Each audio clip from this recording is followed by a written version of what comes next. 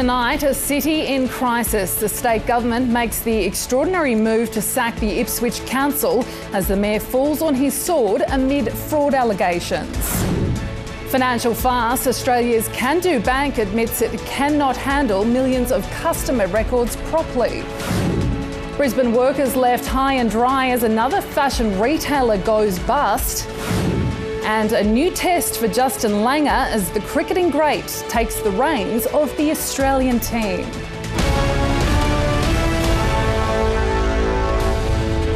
This is 10 Eyewitness News. First at 5 with Amber Austin-Wright. Good evening. Just one day after Andrew Antonelli became its second mayor to be charged by the Triple C, Ipswich is tonight a council in chaos. In an extraordinary measure, the state government has moved to sack the entire governing body and appoint an administrator. It comes after its besieged leader this morning stood down. Tegan George reports. In the meantime, when Cabinet meets next Monday, it'll decide on new, tougher powers for the local government minister. Tegan George, 10 Eyewitness News. Remaining Ipswich City Councillors are vowing to fight for their jobs and prove they're fit to continue leading the city. But with Mr Antonelli now in hiding, there are growing calls from residents for a complete change. Here's Lauren Day. Dozens of police have scoured a suburb in Brisbane's inner west for a man wanted over a vicious stabbing. The manhunt was triggered by a tip-off to police this morning. Marcus Richardson is wanted over a brutal attack on a man during a home invasion in Taringa on Tuesday. Residents were warned to stay indoors as uniformed officers and Polair combed the suburb. Despite the dragnet, the suspect remains on the run. Brisbane workers are set to lose their jobs with yet another fashion label going bust. This time it's Esprit, the retailer announcing it will shut its stores across Australia and New Zealand. For more, let's go to Claire Barnes. Claire, what went wrong?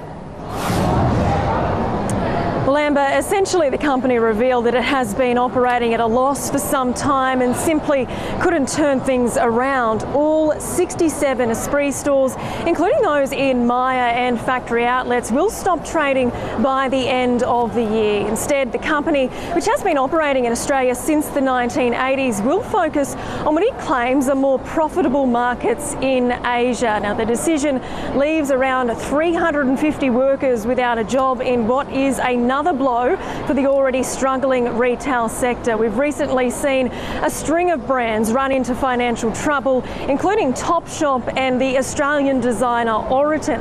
David Lawrence and Marks also collapsed last year, only to be thrown a last-minute lifeline from Myer. Now, it is expected that Esprit will begin closing its stores around October. Amber? Thanks, Claire Barnes, reporting live for us there. Coming up, the federal funding boost adding steam to the Sunshine Coast rail expansion. Also, the simple blood test that could help solve one of the biggest killers of pregnant women. Plus, Australia's First Lady dining out on her delicious date with the French president. And one-on-one with Todd Greenberg, the NRL CEO opens up on the state of the game.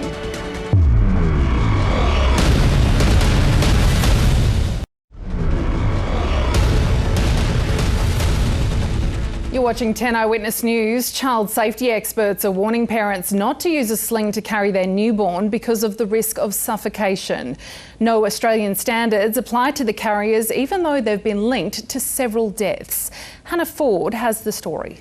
Well, it's time for an early weather check, and Josh, a sunny day for the southeast. And a sizzler as well, Amber. Those temperatures slightly above average again for this time of year. We'll get to that in just a moment. While we were basking in the sun, it was the complete opposite across southern parts of Australia. We've had this cold blast, this cold front move over South Australia, Victoria, and we'll also push into New South Wales this evening. Now, we've got severe weather warnings across all three states for damaging winds, and in fact, we saw gusts today at Thredbo at 115 kilometres per hour. No doubt we'll see some alpine snow a little bit later tonight too. But having a look at these temperatures in contrast to all of that, southeast Queensland, we're lapping it up at the moment. 27 degrees in Brisbane City, 3 degrees above average, 26 on the Goldie and the Sunshine Coast, the same mark at Logan, and we hit a very nice 27 at Ipswich. But Amber, all the weather details coming up at around about 5 to 6. Thanks, Josh. We'll see you then. Well, next, could Donald Trump become a Nobel Peace Prize winner? Also, the letter penned to Prince Harry showing no love lost between the Markle siblings.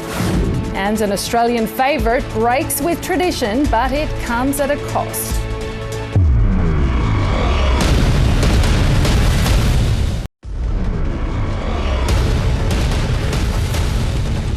Hello again from the Keystar Volkswagen traffic chopper. It is an absolute nightmare run for the Pacific Motorway heading outbound this afternoon, building all the way out through Greenslopes. I'll get you a look at the run through Wollongabba too. That's just off to the left side here.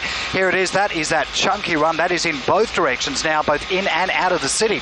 And of course, with the football game on tonight, we're seeing some delays starting to build now for Hale Street, building back towards Kelvin Grove Road. And looks like Milton Road actually not travelling too bad. Have a great... Thank you, Jay. We'll speak to you tomorrow. Well, it's sport time now, and Veronica, it's a big game for the Broncos tonight. Certainly going to be very entertaining. Thank you, Amber. Coming up, can the Broncos claim back-to-back wins? The latest on their clash with the Bulldogs next. Plus, will a change of scenery turn the Cowboys' form around? And why these gloves will be a game changer in Jeff Horn's world title defence.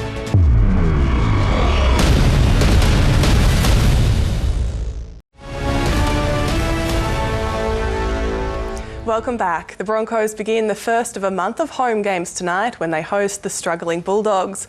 A man who has played for both clubs, Fox Sports commentator Michael Ennis joins us now. And Mick, Andrew McCulloch set to make a remarkable return from injury. Why does that boost Brisbane? No doubt the locals will agree with you. Thanks, Mick. And a reminder, you can catch all of tonight's action on Fox League. Utah has levelled the NBA series with Houston at 1 apiece, with Aussie Joe Ingles starring from outside the arc for the Jazz. Ingles, three, good! Ingles, 3. Ingles here is cooking, 19 points. After Donovan Mitchell and PJ Tucker reminded us of backyard 1-on-1 squabbles, Ingles hit a career-high 7 3-pointers, with fellow Aussie Dante Exum chipping in to clinch an 8-point victory. Always good to see the Aussies doing well, Amber. It sure is. Thanks, Veronica. Well, stay with us. Josh will have all the weather details after the break.